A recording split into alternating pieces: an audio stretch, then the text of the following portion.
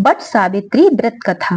But Savitri व्रत सुहागिन स्त्रियां अपने पति की दीर्घायु के लिए करती हैं। वट सावित्री व्रत ज्येष्ठ मास की अमावस्या तिथि को मनाया जाता है। इस बार यह व्रत 26 मई को मनाया जा रहा है। पौराणिक कथाओं के अनुसार प्राचीन काल में भद्र देश के राजा अश्वपति की एकमात्र संतान थी, जिसका नाम सावित्री था।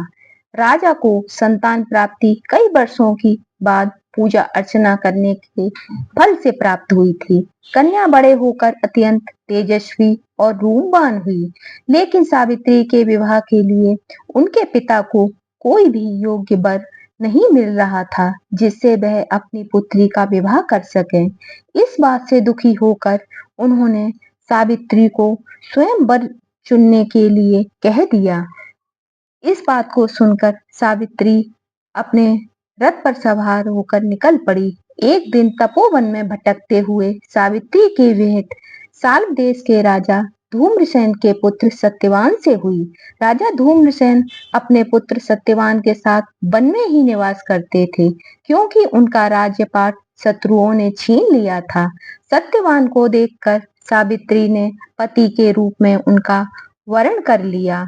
जब नारद मुनि को इस बात का पता चला तो वह सावित्री के पिता अश्वपति के पास पहुंचे और बोले, हे राजन, यह क्या कर रहे हैं आप? सत्यवान गुणवान है, धर्मात्मा है और बलवान भी है, रूपवान भी है, पर उसकी आयु बहुत छोटी है। वह अल्पायु है। 1 वर्ष के पश्चात ही उसकी मृत्यु हो जाएगी।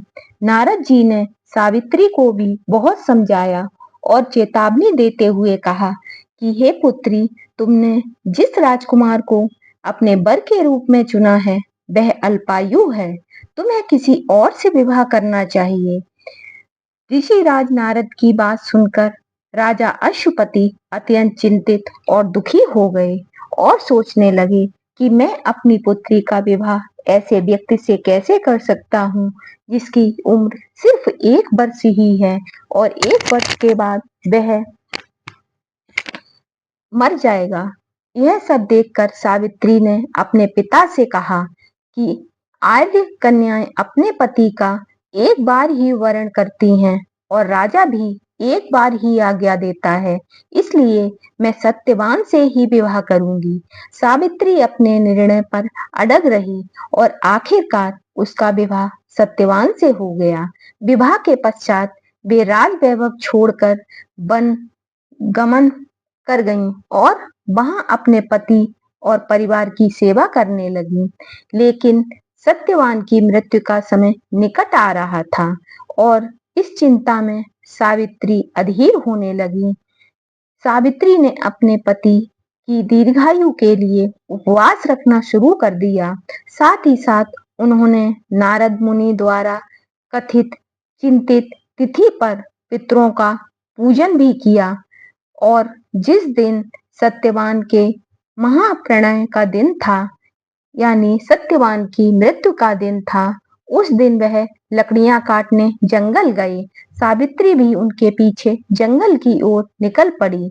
वहां सत्यवान को बहुत तेज सिर में दर्द होने लगा और वे मूर्छित होकर धरती पर गिर पड़े। सावित्री ने सत्यवान के सिर को अपनी गोद में रख लिया और गोद में रखकर वह उनके सिर पर हाथ फेरने लगी। वहां यमराज प्रकट हुए और बिना प्रकट हो गए। बिना विचलित हुए पूरे विश्वास के साथ सावित्री ने यमराज जी से सत्यवान के प्राण न लेने के लिए प्रार्थना की, लेकिन यमराज देव किसी की नहीं मानते हैं। सावित्री भी अपनी बात पर अडिग रही। यमराज जी के पीछे पीछे प्रार्थना करते हुए चलने लगी। आगे आगे यमराज सत्यवान के प्राण लिए जा रहे थे और पीछे पीछे माता सावित्री जा रही थी। सावित्री को समझाने की यमराज ने बहुत कोशिश की कि यही विधि का विधान है, लेकिन सावित्री ने अपनी उनकी एक भी बात न सुनी। आखिरकार सावित्री की निष्ठा को देखकर यमराज ने कहा कि हे देवी, तुम धन्य हो। मैं सत्यवान के प्राण नहीं छोड़ सकता। तुम मुझसे कोई और वरदान मांग लो। यह सुनकर सावित्री ने यमराज से कहा कि मेरे सास ससुर वनवासी और अंधे हैं, उन्हें आप दिव्य ज्योति प्रदान करें। यमराज ने उन्हें यह वरदान दिया और कहा कि अब वे वहां से लौट जाएं। लेकिन पतिव्रता सावित्री यमराज जी के पीछे पीछे चलती रही। यमराज जी ने फिर से उन्हें लौट जाने के लिए कहा, किंतु इसके जवाब में सावित्री ने कहा कि हे भगवान, मुझे अपने पति देव के पीछे पीछे चलने में कोई दिक्कत नहीं है, मैं उनके बिना वापस नहीं जाऊंगी।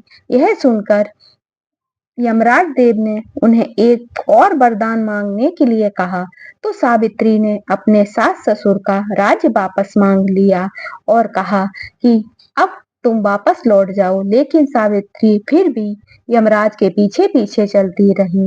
इस पर यमराज ने कहा कि ठीक है, तुम एक वरदान और मांग लो, पर तुम वापस लौट जाओ। तो सावित्री ने कहा, मेरे 100 पुत्र हों। इस बात पर यमराज ने तथास्तु कह दिया और आगे बढ़ने लगे। फिर उन्होंने मुड़कर देखा तो सावित्री पीछे चली आ रही थी। यमराज ने कहा कि अब मैंने तुम्हें 3 वरदान दे दिए हैं, अब तुम लौट जाओ। इस पर सावित्री ने कहा कि आपने मुझे पुत्रवान होने का वरदान दिया है, लेकिन आप जब मेरे पति को ही ले जा रहे हैं तो मैं पुत्रवती कैसे होऊंगी। इस पर यमराज ने सावित्री के पति सत्यवान के प्राण छोड़ दिए। जिस प्रकार सावित्री ने सत्यवान के प्राण बचाए, वैसे ही सभी पत्नियां अपने पति की दीर्घायु के लिए इस व्रत को पूरी श्रद्धा और भक्ति से करती हैं। जो स्त्रियां पूरी भक्ति से इस कथा को पढ़ती हैं, सुनती हैं, उनकी पति की दीर्घायु प्राप्त होती है और उनकी सभी मनोकामनाएं पूर्ण होती हैं। बोलो राधे राधे, सत्यवान सावित्री की जय।